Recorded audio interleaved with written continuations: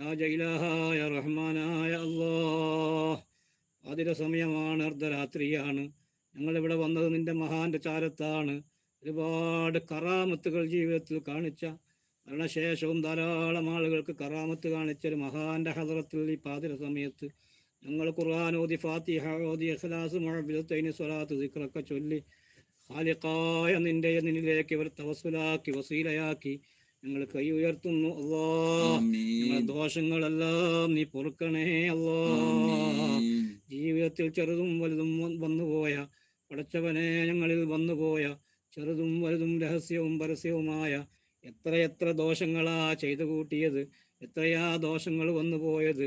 സാഹചര്യത്തിൻ്റെ സമ്മർദ്ദത്തിലും അറിവില്ലായ്മ കൊണ്ടും പടച്ചവനെ വന്നുപോയ ദോഷങ്ങളെല്ലാം ഖാലിഖായ റാസിഖായ നീ ഞങ്ങൾക്ക് വിട്ടുപുറത്ത് മാപ്പാക്കി തരണേ അല്ലാഹ്.